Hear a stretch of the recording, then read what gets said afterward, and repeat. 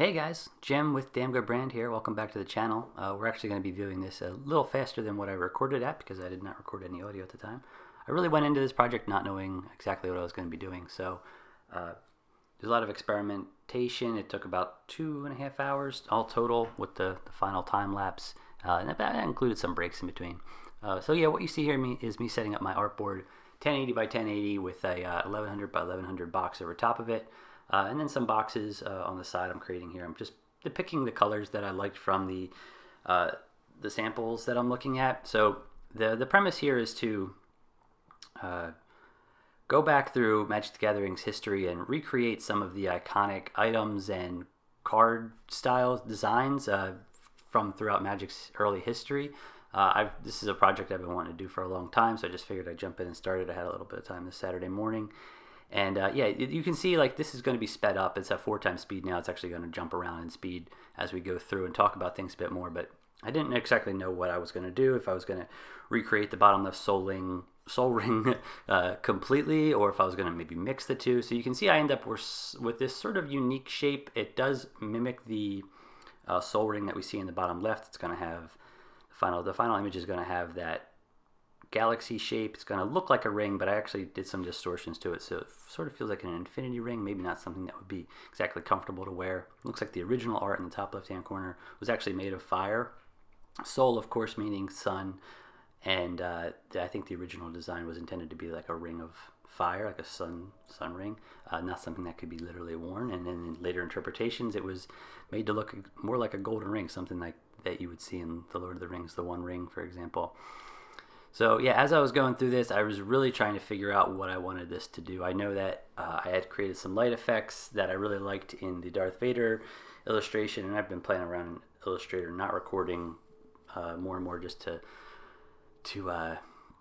try out different types of lighting effects using just gradients. And I've liked the results a lot. I mean, you can do a lot when you can hide stuff on black backgrounds, but you can see I actually put in this sort of like faux floor towards the middle that's going to be bathed in a red light. So yeah, here I'm creating the spiral graphic. Didn't really know what I was going to do. Again, as I was doing this, I started to play around with the effects palette tool and using the twist tool. You can see here I'm actually confused why it's not rotating the object, and turns out that I needed to expand it in order to get that effect to rotate. You can see right here. So then I actually do it. So what was happening with the rotate tool on the other version is that because it wasn't expanded, it was just resetting the twist graphic based on the algorithm that twists the actual shape. So yeah, it started with a circle, twisted it multiple times, just kept re-hitting that twist layer, that twist effect, and it gave me this nice little spiral effect. And then it became about setting like the radial gradient inside, so it would go from a bright color to black.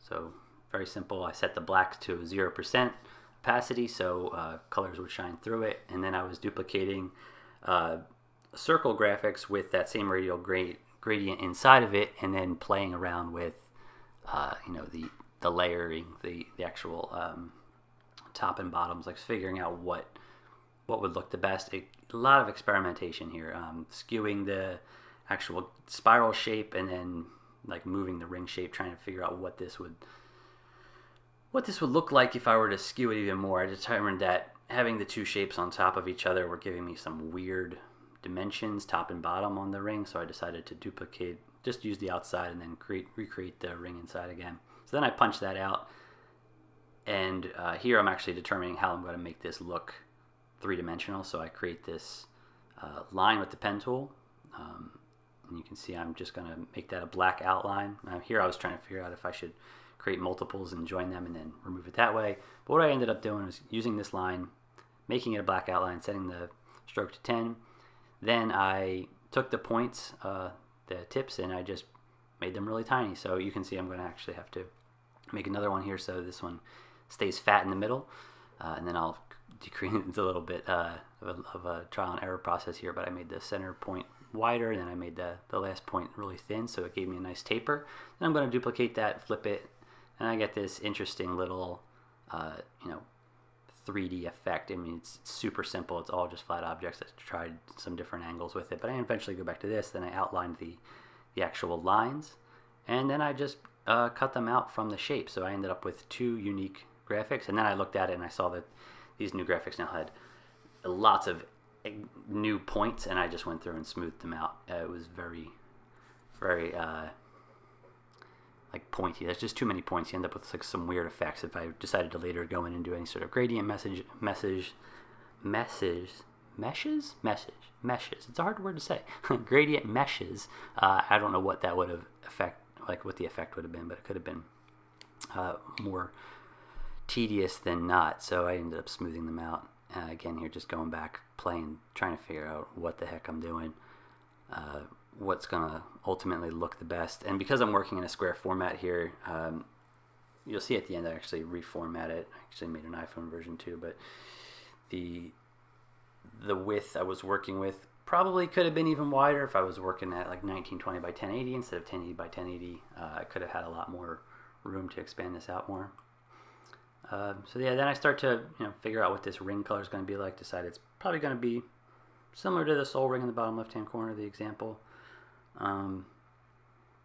It was a pretty big influence. I liked the idea of a fire ring. I just didn't have any real inclination on how to recreate the fire in a way that might look cool. I just haven't played with fire too much, so that's actually something that is on my mind, is something like smoke effects and fire effects, how to recreate those in a unique way in Illustrator is going to be something I'm going to be trying in future videos. But for this one, I was pretty locked in on trying to make progress rather than to experiment with new effects. So you can see here I was playing around a little bit with blurring, like duplicating, repeating the object, and then blurring it to try and create some sort of, I guess, focus effect. Again, it really wasn't, there wasn't any rhyme or reason to it too much. It was basically seeing what the effects would look like, applying overlay states and seeing if I can maybe get like a sheen or a shine to it. But the gradients, just light to dark, ended up being the best solution. So you'll see eventually I'd get rid of the blur effects altogether.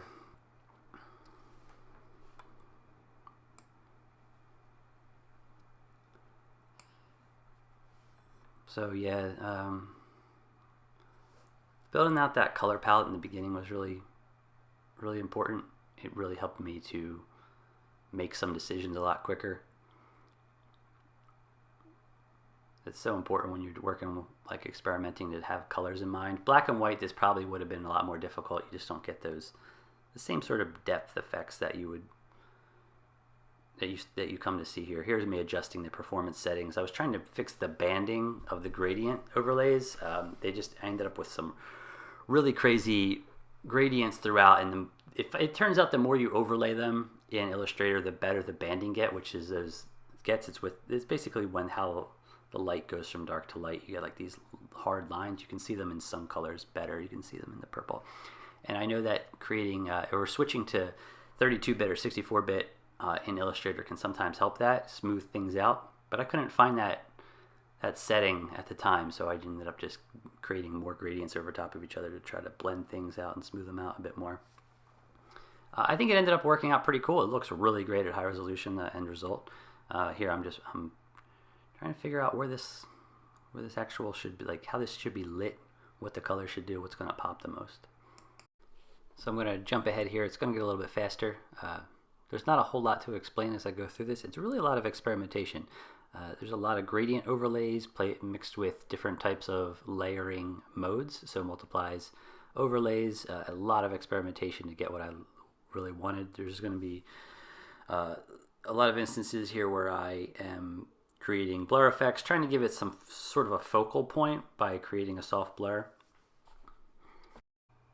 And you're actually going to see that I don't love the end result, so I quickly move on from that and get those blurred layers off of my solid shapes and just work with the gradients.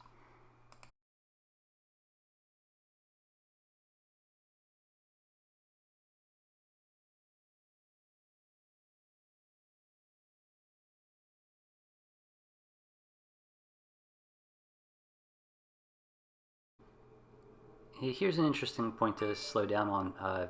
So I actually decide here that I'm going to give it a little bit of a sheen and try to mimic this soul ring effect a little bit more. So you're going to see me go through and create some additional gradients. I think actually, to get rid of those extra shapes, and I'm going to create an additional gradient that will act as our sheen, like our reflection at the top of the ring. And that's when I really start to decide that this will, mimic the soul ring in the bottom left example more closely than I had maybe even originally intended, again, not knowing where I was going. So starting with this nice gradient, blue to essentially black, that's 0% opacity. You can do white, you just end up with like a much brighter look, and then when you apply different either layer modes, be they multiply or overlay, you get different effects because the white will either subtract or it'll add based on those layer modes. So you can see here I ended up pulling the gradient colors off of the object below,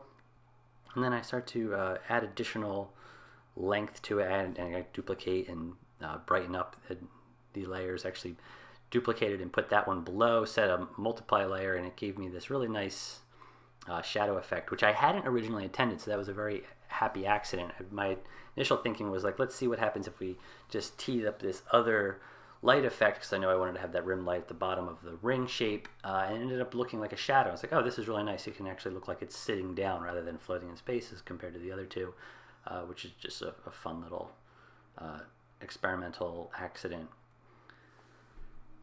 And yeah, I'm just going to duplicate, copy, paste here, and then really mess with the shape so like there feels like there's a strong focal point, and then there's a bleed out of color beyond that. And I changed the intensities a lot. It's a lot of slider adjustments.